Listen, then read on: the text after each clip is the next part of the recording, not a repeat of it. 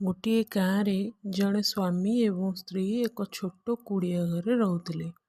ସେଇ ଘର ପାଖରେ ଏକ ଆମ୍ବ ଗଛଟିଏ ଥିଲା। ଯେତେବେଳେ ସେଇ ଆମ୍ବ ଗଛରେ ଆମ୍ବ ଆସେ, ସେ ଆମ୍ବକୁ ବଜାରରେ ବିକ୍ରି କରି ଦୁହେଁ ସ୍ୱାମୀ ଏବଂ ସ୍ତ୍ରୀ ନିଜର ଗୁଜୁରାଣ ମେଣ୍ଟାନ୍ତି ଓ ଅନ୍ୟ ସମୟରେ ମଜୁରୀ କରି ପେଟ ପୋଷନ୍ତି। ଏହିପରି ଭାବରେ ଆମ୍ବ ପାଚିବାର ସମୟ ଆସିଗଲା ଏବଂ ବିକ୍ରି କରିବା ଆରମ୍ଭ କରିଦେଲେ। ଦିନେ ଏକ ଚଢ଼େଇ ଆସି ଆମ୍ବ ଗୁଡ଼ିକୁ ଖାଇବାକୁ ଲାଗିଲା। ଯେତେ ଯାହା ଖାଇଲା ଓ ଅନ୍ୟ ସବୁକୁ ନଷ୍ଟ କରିବାକୁ ଲାଗିଲା। ସେଇ ମହିଳା ଜଣକ ଆସି ଚଢ଼େଇକୁ ଘଉଡ଼ାଇବାକୁ ଲାଗିଲେ। ଯେତେ ଘଉଡ଼ାଇଲେ ମଧ୍ୟ ସେ ସେଠାରୁ ଗଲା ନାହିଁ ଏବଂ ମୁହଁ ଖୋଲି କଥା କହିବା ଆରମ୍ଭ କରିଦେଲା।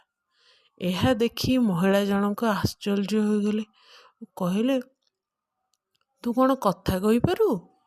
ଚଢ଼େଇଟି କହିଲା, ହଁ, ମୁଁ କଥା କହିପାରେ ଏବଂ ମୁଁ ଏମିତି ସେମିତି ଚଢ଼େଇ ନୁହେଁ, ମୁଁ ହେଲି ମାୟାବୀ ଚଢ଼େଇ। ତୁମେ ଯଦି ମୋତେ ଏଇ ଆମ୍ବ ଗୁଡ଼ିକୁ ଖାଇବାକୁ ଦେବ, ତାହେଲେ ମୁଁ ତୁମକୁ ସୁନାର ଗୁମ୍ଫାକୁ ନେଇଯିବି।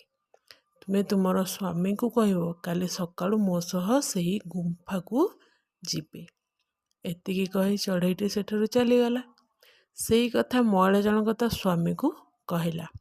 ରାତି ପାହି ସକାଳ ହେଲା। ପୁଣି ଥରେ ସେଇ ଚଢ଼େଇ ଆସିଲା। ଏହି ଛୋଟ ଚଢ଼େଇରୁ ଆସ୍ତେ ଆସ୍ତେ ବଡ଼ ହେବାକୁ ଲାଗିଲା। ସେଇ ଚଢ଼େଇଟି ସେ ଲୋକଟିକୁ କହିଲା, ତୁମେ ଆସି ମୋ ପିଠି ଉପରେ ବସ।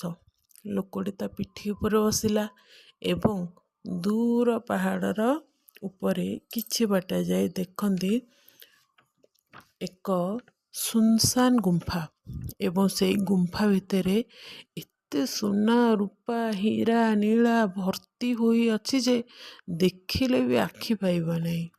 ଚଢ଼େଇଟି ସେଇ ଲୋକକୁ କହିଲା, ତୁମର ଯେତେ ଧନ ଦୌଲତ ଦରକାର ଅଛି ତୁମେ ଏଠାରୁ ନେଇଯାଇପାରିବ। ଲୋକଟି ଏକ ବ୍ୟାଗ୍ ନେଇକି ଯାଇଥାଏ। ସେଇ ବ୍ୟାଗ୍ର ଅଧା ଜିନିଷ ଆଣିଲା ଓ ଚଢ଼େଇକୁ କହିଲା, ଏଥର ଚାଲ ଯିବା।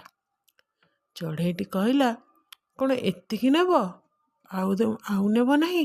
ତୁମର କ'ଣ ଆଉ ଦରକାର ନାହିଁ? ଲୋକଟି ନାହିଁ କରି ମନ ଖୁସିରେ ପୁଣି ଚଢ଼େଇର ପିଠି ଉପରେ ବସି ଘରକୁ ଫେରିଗଲା ଓ କହିବା ମୁତାବକ ଚଢ଼େଇ ସେହି ଗଛରୁ ଆମ୍ବ ଖାଇବାକୁ ଲାଗିଲା ଓ ତାର ସାଥୀମାନଙ୍କୁ ମଧ୍ୟ ଡାକି ଆଣି ଆମ୍ବ ଗଛରୁ ଆମ୍ବ ଖୋଇଲା ଏବଂ ଲୋକଟି ଏହି ଧନ ଦୌଲତ ପାଇଲା, ବହୁତ ଧନୀ ହେଲା ଏବଂ ଆହୁରି ମଧ୍ୟ ଆମ୍ବ ଗଛ ଲଗାଇଲା ଓ ଚଢ଼େଇମାନଙ୍କୁ ଆମ୍ବ ଖାଇବାକୁ ଦେଲା। ଏହିପରି ଭାବରେ କିଛି ଦିନ ଚାଲିଲା। ଲୋକଟି ଅନେକ ଆମ୍ବ ଗଛ ଲଗାଇଲା, ଚଢ଼େଇମାନଙ୍କୁ ଆମ୍ବ ଖୁଆଇଲା ଓ ସୁନା ସମ୍ପତ୍ତି ଆଣିଲା।